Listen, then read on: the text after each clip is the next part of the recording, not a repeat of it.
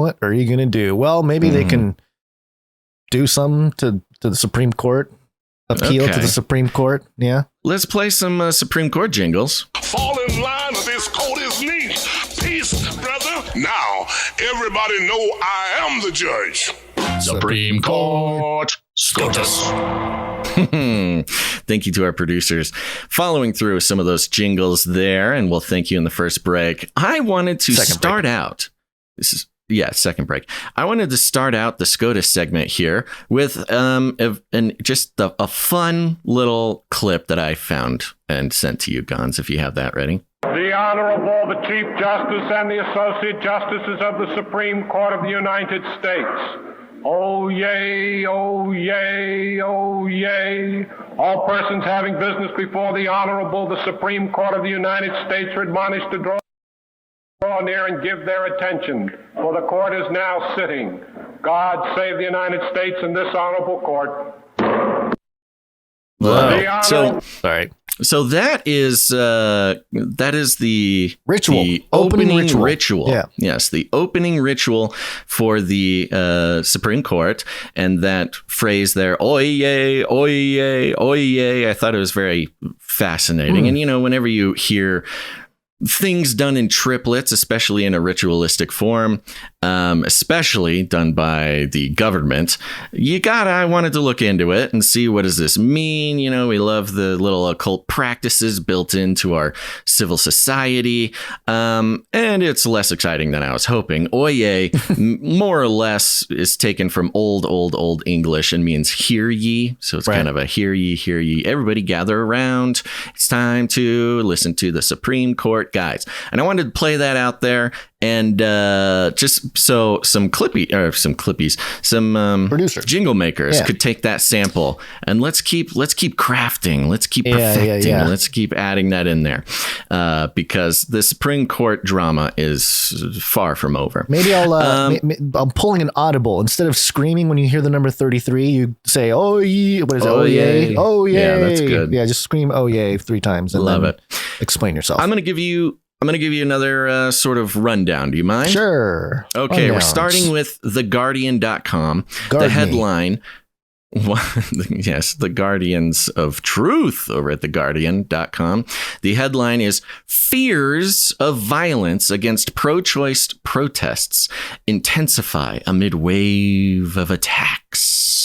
Ooh. Now, last episode we talked about, you've complained in the past about how reporting on feelings is pretty lame as far as a journalistic practice. People feel certain ways, unless it's some sort of, important poll or something. But we also had that little breakdown from the quote, I forget which article it was, but it talked about to answering the fears, as if fear was a question that needed to be answered. It was the COVID thing, right? Wasn't it? Just last episode? Probably was. Yeah. And in that context, I thought we'd kind of continue a little mini exploration of that concept, because I think it'll become more effective and more important as we move forward. So here we go. Fears of violence against pro-choice protests intensify amid waves of attack. Wave of attacks. Wow. Wave of attack. Fears over police violence and attacks by anti-abortion activists have been growing following a wave of incidents at demonstrations against the U.S. Supreme Court's decision to overturn Roe v. Wade, which upheld the constitutional right to abortion. Across the country, hundreds of thousands of people have gathered. Sounds like a lot. I'm not sure that's the right number, but okay. Have gathered at protests objecting to the ruling. The protests have been overwhelmingly peaceful. Overwhelmingly peaceful, Gons. Isn't that an interesting set of words to put next to one another? Yeah. Oh, it's so peaceful. I was overwhelmed. Yeah, we're about to talk about the exception, though, right? That's the setup. Yeah. But some have seen incidents of police violence, including attacks on protesters and an incident of a car driving dangerously through marchers. The attacks on protesters, it's kind of your basic police violence thing, which is not cool. you got these police officers just really roughing people up. And the clips that are shared, of course, don't show any reasoning for this. But does it really matter? No, it doesn't matter. We've gone from trying to defund them in 2020 to hyperfunding them by Biden and other liberal metropolitan areas and states. And they're, when they get hyperfunded, they get rough. They get rough and buff and rough and tumble, baby. And the incident of a car driving dangerously through marchers is unfortunate. It's similar to many of the car driving through marches things we saw in 2020, where they're blocking a road and a car is trying to get by, and they take that as a threat and they start banging on the car, and the person in the car feels in danger and freaks out and just keeps driving. But it's always sort of tied back to Charlottesville, where the car drove through a protest, or a counter protest rather, and killed a young woman. Yeah. But the article continues. Law enforcement cracked down on protests in multiple states, wielding batons and forcibly removing protesters from public spaces and firing tear gas in Arizona. What we're seeing less of nowadays in the coverage of these protests is what is causing police to crackdown. During George Floyd, it was, they were obviously trying. I mean, burn it down was a common refrain by protesters in 2020. Yeah. So destruction of property and things like that was a core principle of those protests. But we're not hearing a lot of that now, which I think is very useful in reporting against the police violence. However, in Arizona, we did see that they were threatening and breaking through of a federal, not a federal building, but a state legislature building. Over 24 pro-choice activists were arrested in New York City as protests took place in Washington Square Park, Union Square, and in front of the News Corp building in Midtown, home to Fox News Studios. In Arizona, police fired rounds, et cetera, et cetera. So the whole thing continues about how people are so afraid about the violence and specifically being attacked by anti-abortionists and police brutality. And there's not a whole lot more to go off of except for just general police response. And there has not been a whole lot of actual legitimate reports of violence from anti-abortionists. Yeah, so however, they need to create. They still need to stoke the fear somehow. So yeah. So reporting on the fear is the way to do it. Okay. Somebody was scared. And so, yes, now it's headline worthy because, words like fear are very clickbaity. Yeah. If. We lost Basil. Okay. All right. Well, I guess I'm going to pick up where he left off there. All right. What I was going to say to add to the conversation. Hold on. Here he is. All right. That was odd. Yeah, he just got kicked off, Cool. No, I was just, I was going to mention. Sure. We didn't bring the story, but it was in our notes before. There was an Business Insider article about the Supreme Court, and they had a little graphic how Gen Z describes their feelings about a post-Roe world. Right. And I'm just going to read them. It's real quick. Constant fear. I'm terrified. Even on birth control, I'm more hesitant. I don't want to birth a child in a world like this. Closing my legs forever. I mean, it just goes on and on. Right. And it's like, oh, wow, the psychological eugenics is working now. Now that they've done this, now they're like, I don't even want children. No. Oh, okay. All right. It's worked. They win. Again, yeah, it goes to the psychological operation that is this onslaught of conservative rulings coming down from the Supreme Court. Yep. But so you've got the fears of violence coming from the pro-choice people. Now, heading over here to The Intercept, this is Glenn Greenwald's ex outlet. The headline is Facebook labels abortion rights vandals as terrorists following Roe reversal. Oh. Facebook labels abortion rights vandals. So this is pro-abortion vandals as terrorists following Roe reversal. And this was very interesting. The subheadline here, any discussion of Jane's Revenge, which is responsible for a series of vandalism attacks and threatening statements, is now subject to Facebook's most stringent restrictions. The day after the Supreme Court overturned Roe v. Wade, Facebook's parent company Meta internally designated the abortions rights group Jane's Revenge as a terrorist organization, according to company materials reviewed by The Intercept, subjecting discussion of the group and its actions to the company's most stringent censorship policies.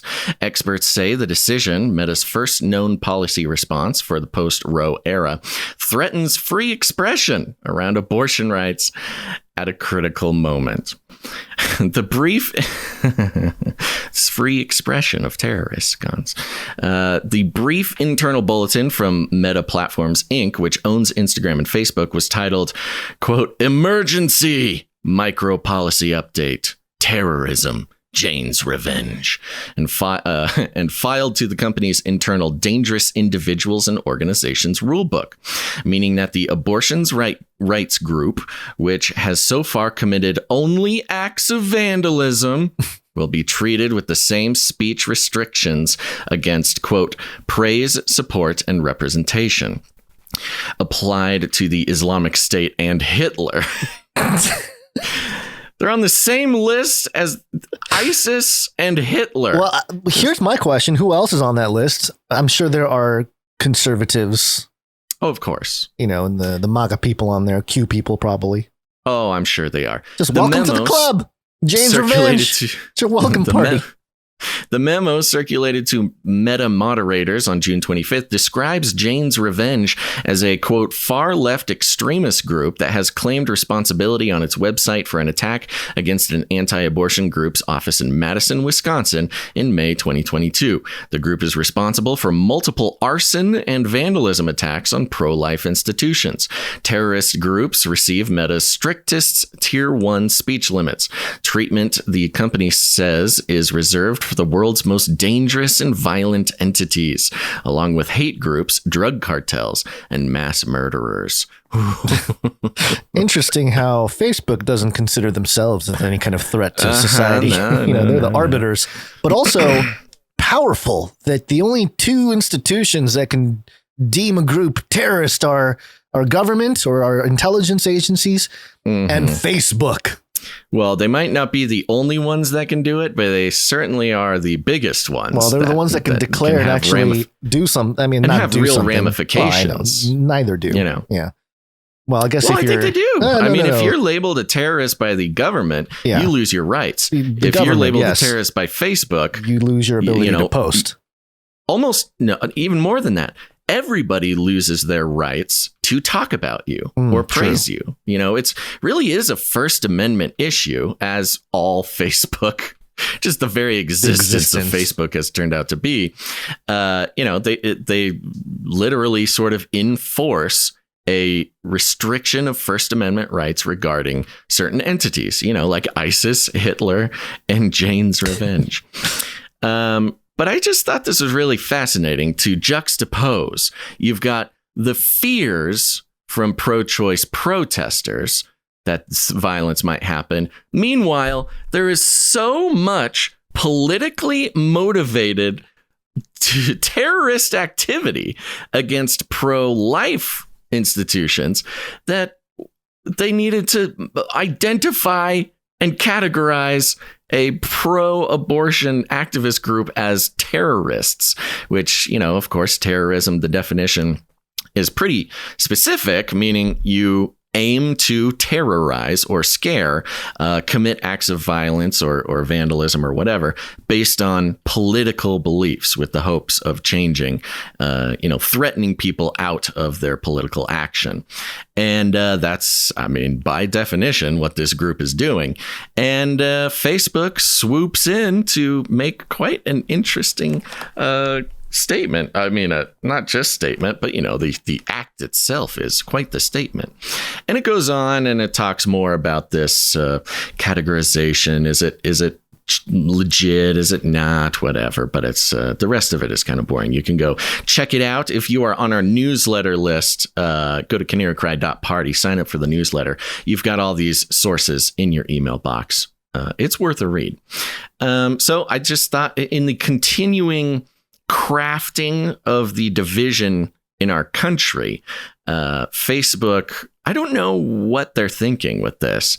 It goes against, well, maybe they've learned their lesson. I guess they're because they're trying to play the center, the balance. They're trying to recover, right? From because they were so hasty in labeling a whole bunch of of center groups as terrorists. And now they're probably like, we better even the list there. We're pretty right heavy right now. We need a little more on the left. So let's look for some groups.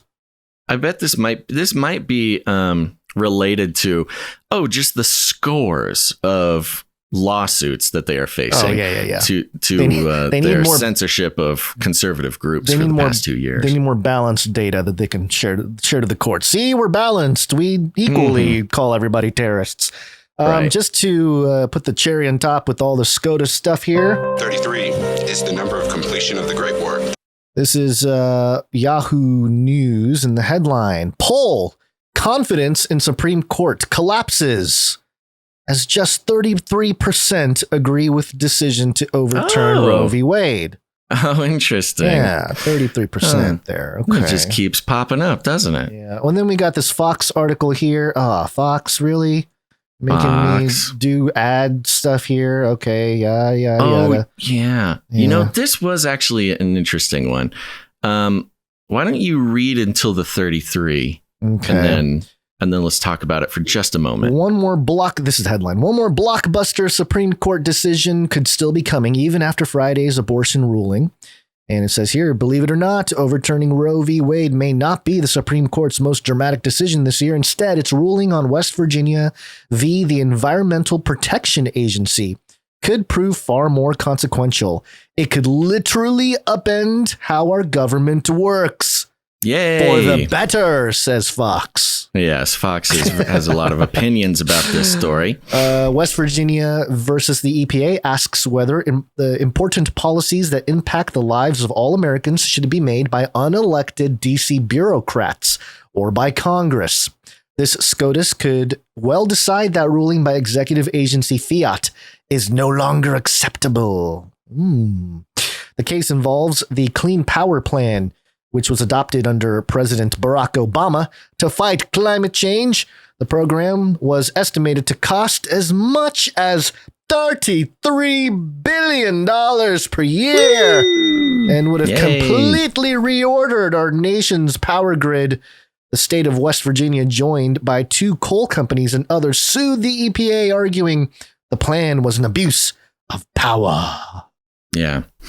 Yeah, and this is interesting for a lot of reasons. First of all, gotta love the 33. Just keeps popping up, the 33 billion of Obama's EPA plan. Yeah.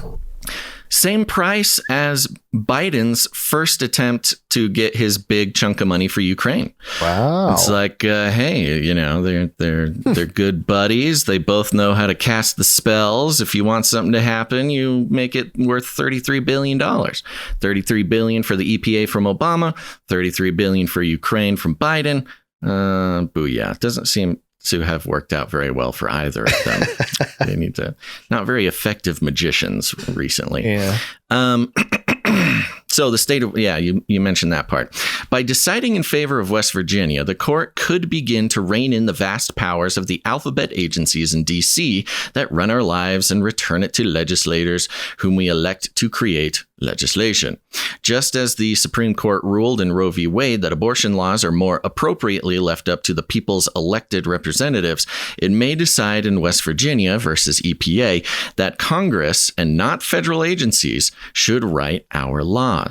A decision that puts Congress in charge would stall environmental rules. Then it goes into what the effect of the specific EPA would have. I think we instinctually knew this, but to have to read the sentence that like, hey, this will make it so Congress writes laws. It's like, wait, I I thought that's how it was supposed to be. It's supposed to do. That's what I was taught when I was a kid in elementary school. But I guess these other groups like the EPA and the FDA and the UN and Schoolhouse Rock told us.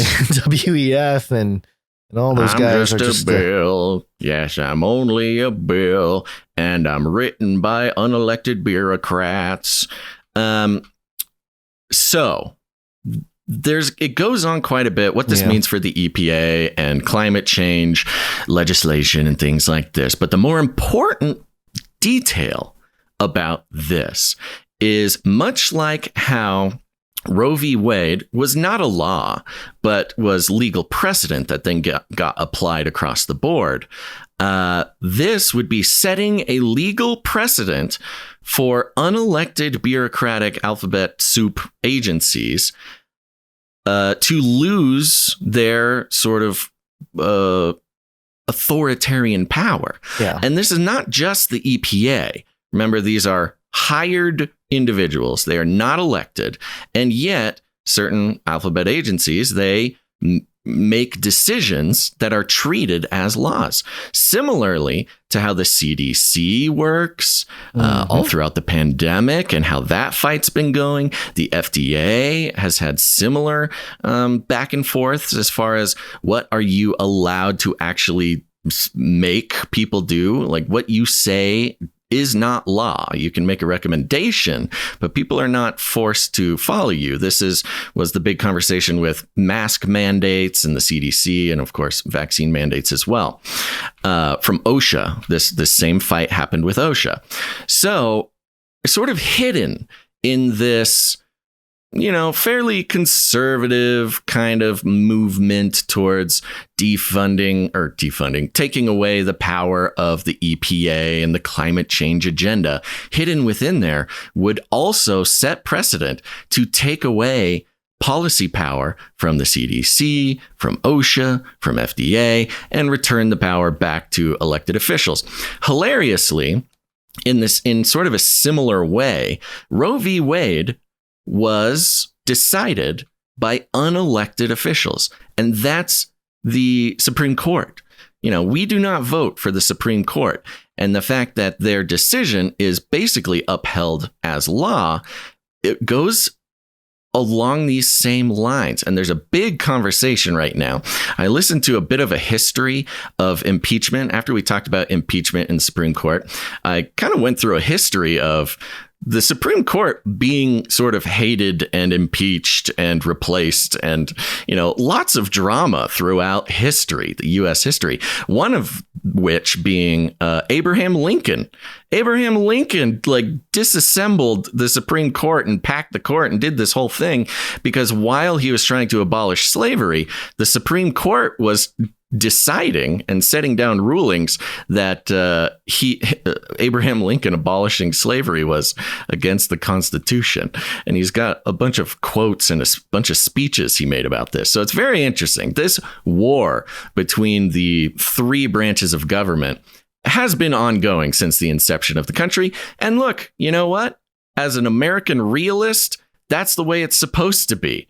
You're not supposed to have the three branches of government agreeing with each other. They're sort of constantly at war with one another, and that's the beautiful thing about the U.S. What does this do for lobbying?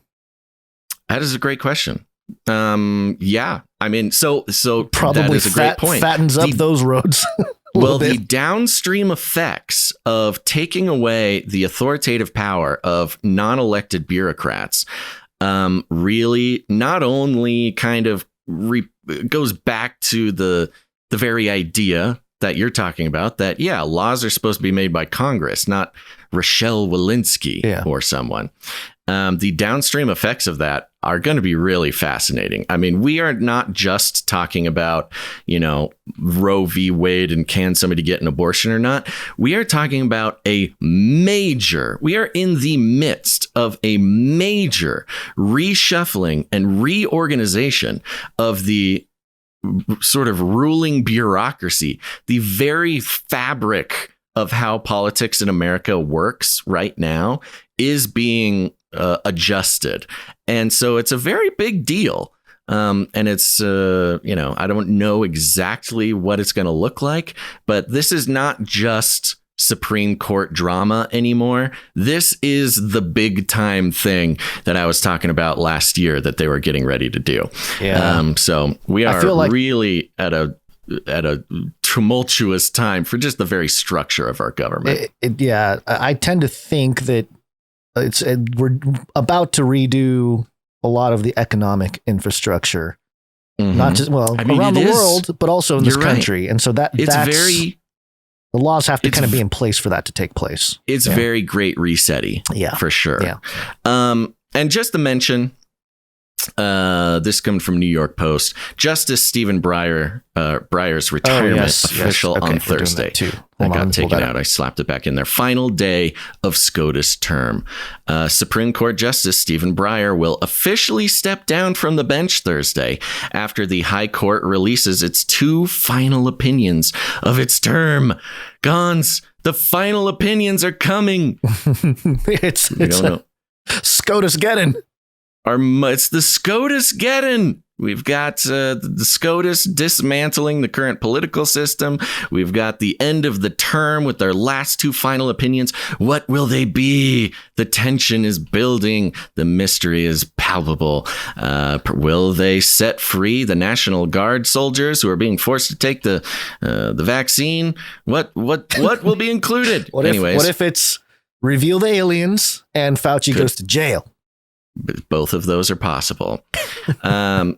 But at the same time, Stephen Breyer, once they hit the gavel for the last time, he is retiring. In a Wednesday letter addressed to President Biden, Breyer confirmed his retirement would take effect at noon the following day. So this is all happening today. This is crazy. In previous SCOTUS retirements, sometimes they give as a year's notice or something. But this guy is giving 1 day's notice. 1 day's notice. If there's any indication that what we're probably going to see with these last 2 here is going to be pretty America rattling, it's this here. The fact that he's like, I'm out. I'm out. I'm out of here. He's done. He's lost. I mean, if you gotta admit, as far as workplace, satisfaction goes, he's one of 3 liberal justices. Nothing he votes on matters. He's only sort of taking part in the complete dismantling of our cultural norms and our political norms. And he's just like, man, I'm tired. I quit. He's passing the seat to Ketanji Brown Jackson. That's right. So he's, he can't pass it, but Biden's choice, Ketanji Brown Jackson, who we've covered in the past. Oh, yeah, not officially. I'm just saying, the successor. She is set to take the place, expected to take the place, which, replacing a liberal justice with another liberal justice, the black woman. So there'll be a victory there as far as diversity goes, but won't change really the balance of the court until, the impeachments start flying. Mm-hmm. So big week. And they are definitely, again, it's not going to stop, man. This SCOTUS thing is going to go for a while. They are going to be, as the SCOTUS dismantles the liberal political norms of non-elected bureaucrats controlling us. In return, it looks like Congress is going to be doing its best to dismantle the Supreme Court. And using examples from American history in the past, it's possible, and it actually happens every so often. So it is not crazy to think that there will be some major restructuring, not just of our political system as far as non-elected bureaucrats in Congress goes, but also the very makeup of the Supreme Court. More, if you think about it, also more unelected bureaucrats, just in a different way. So there you go. Lots happening. There's more to go into, but I'll leave it there for now.